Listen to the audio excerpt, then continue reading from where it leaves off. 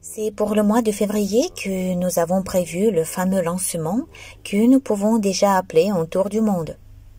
C'est mon rêve en fait d'avoir un ballon stratosphérique conçu, fabriqué et lancé par nous qui fera plusieurs tours autour de la Terre.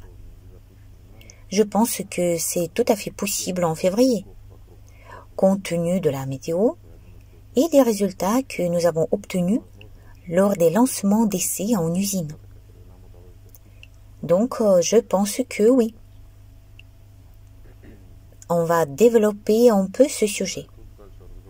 Oui, c'est vrai, un ballon a été conçu. On a développé la soudure, lancé la coque. Il y aura bientôt un tour du monde et ensuite. Où allons-nous? Pourrions-nous annoncer nos plans? Bien sûr que nous avons parlé en août du fait que les dirigeables stratosphériques sont généralement réalisables et que nous les ferions. Mais les dirigeables stratosphériques sont tout de même quelque chose de si complexe, long, auquel il faut aller à petits pas. Et l'un des moyens est d'augmenter les volumes. Parce qu'il y a des limites théoriques au-dessous desquelles un dirigeable stratosphérique est impossible. Cependant, la création de coques de tel volume est l'une des voies de développement. C'est l'un des principaux défis.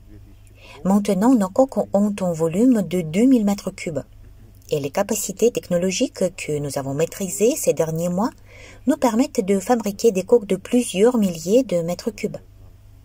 C'est déjà possible, c'est déjà réalisable et notre perspective la plus proche est 10 000 m3. Voilà, une coque de 2000 m3 nous permet de soulever environ 20 kg de charge utile. Cependant, une coque de 10 000 m3 nous permettra de soulever 100 kg de charge utile, ce qui est déjà comparable au poids d'une station de base, par exemple, une tour cellulaire qui permettra de communiquer directement avec le téléphone mobile de l'utilisateur. Le prochain aéronef de la gamme est celui d'une capacité de charge maximale de 250 kg. Et puis, nous allons à une capacité de charge d'1 tonne qui demande déjà des centaines de milliers de mètres cubes.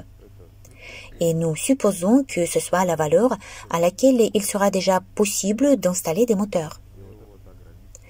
C'est-à-dire que la capacité de charge sera suffisante pour installer des propulseurs, des sources d'énergie suffisantes ou des panneaux solaires pour effectuer un cycle énergétique dans la stratosphère et commencer à s'y déplacer. 100 000 m3 semble être une coque très sérieuse d'un côté. De l'autre côté, un volume de 10 000 m3 semble aussi grand. Actuellement, nous travaillons sur une coque de 2000 qui est déjà grande. Combien de temps allons-nous développer un aéronef de 10 000 m3? D'ici fin d'année, je pense. Eh bien, ici, il s'agit de quelques étapes technologiques. Maintenant, pour 2 et même 10 000 m3, le film lui-même peut supporter tout cela. Si nous allons plus loin, nous parlons déjà de bandes qui prendront la charge à l'intérieur de la soudure et la transmettront plus loin à la charge utile, à la coque de ballast. Ce seront des films légèrement différents. Ce seront des films ayant déjà une couche de puissance, par exemple polyamide, etc. Bien sûr, il s'agit de nombreux systèmes prenant en charge le démarrage de la vanne, qui, selon certains algorithmes, peuvent émettre du gaz à partir de différentes parties de la coque. C'est un système de changement d'altitude de l'appareil pendant ce vol. Maintenant, nous remplissons la coque de ballast d'une dose de gaz sur le sol et comptons les échelons. Mais nous devons certainement contrôler l'appareil pour pouvoir passer d'une hauteur à une autre.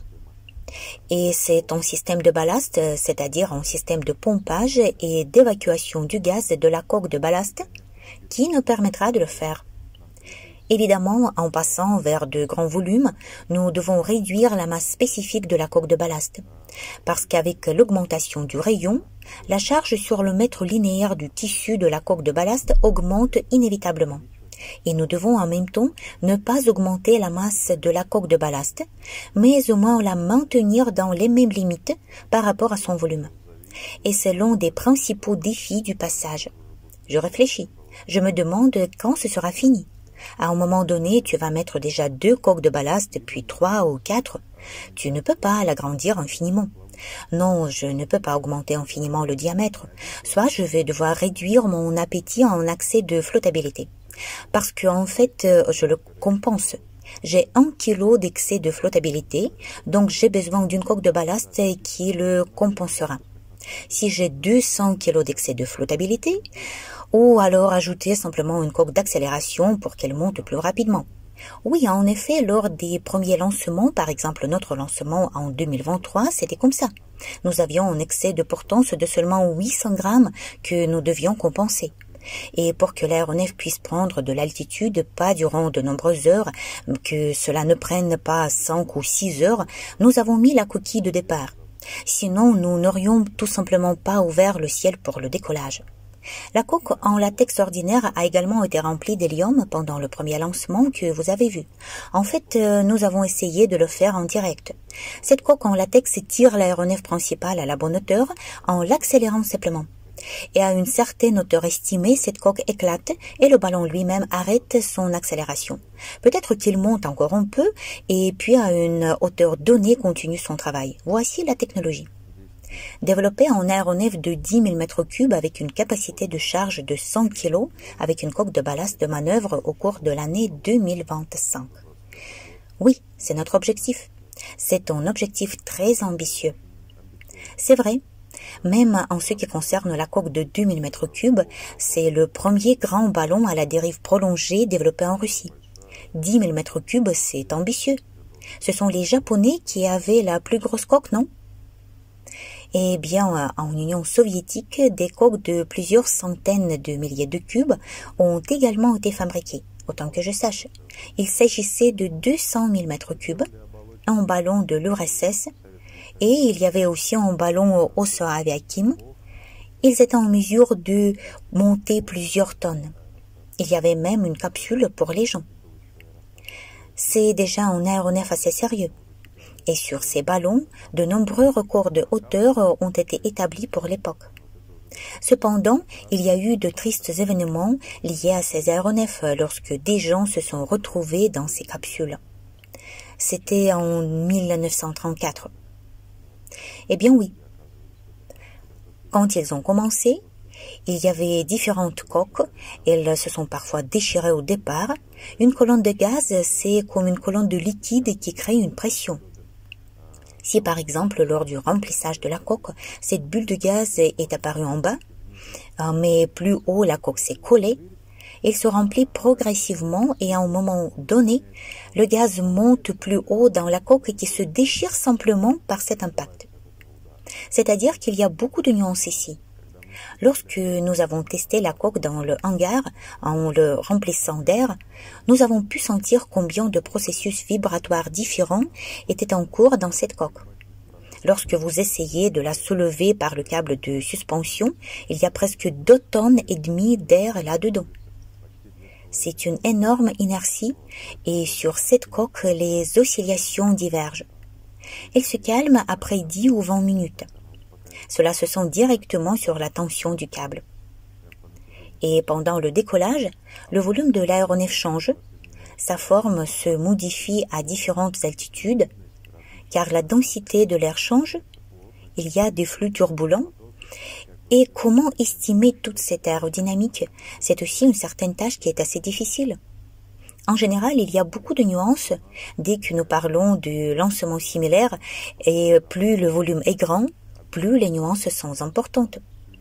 Parce qu'avec l'augmentation du volume, dès que nous passons de 2000 cubes à 10 000 cubes, nous ne pourrons plus tenir ce ballon avec nos mains. Nous aurons besoin d'un certain matériel au sol qui le retiendra. Cet équipement doit également pouvoir peser le ballon. Nous ne pouvons pas mettre cet aéronef sur les balances de sol ordinaires. Il y a beaucoup de nuances. Et si nous développons des volumes encore plus grands, nous ne pourrons pas fournir de pesage précis. En règle générale, nous ne pouvons pas le faire, car cet aéronef ne rentre pas dans un hangar, comme nous le faisons lors de lancement d'essai. Cet appareil sera lancé quelque part sur le terrain et nous devrons soit chercher le calme parfait, ce qui ne sera pas le cas, soit faire confiance à certains systèmes de dosage de gaz à l'intérieur de cette coque, qui doivent être suffisamment précis pour permettre nos tâches. Soit créer des systèmes d'échappement de gaz et lancer le ballon avec une certaine marge. Ajouter plusieurs dizaines de mètres cubes de gaz supplémentaires et en conséquence le faire s'échapper à une certaine hauteur. C'est-à-dire que c'est une tâche très intéressante. Dès que le ballon augmente, de nombreuses nuances se posent. Eh bien, il s'agit plutôt de recherche d'ingénierie. Oui, cependant, cela devrait encore fonctionner à moins 60 degrés, quelque part sur la coque, avec certaines batteries. La chose la plus importante est que cela devrait être fait par une équipe de professionnels avec une expérience acquise. Car oui, on dit qu'en Union soviétique, les ingénieurs ont fait des coques de 200 000 mètres cubes, c'est donc réalisable. Oui, mais à ce jour, il n'y a plus de gens, pas trop d'expérience. Il faut donc travailler, créer une équipe, et puis il faut que cette équipe, pour ainsi dire, s'engage dans ce développement, perfectionne des compétences dans ce domaine. Je crois que c'est le plus précieux parce que la question de l'ingénierie est résolue. Il y a 100 ans, les voitures roulaient et les dirigeables volaient, mais la tâche la plus intéressante est de tout maîtriser, de tout mettre sur pied. Oui, la Station spatiale internationale vole dans l'espace, et même sans l'hélium.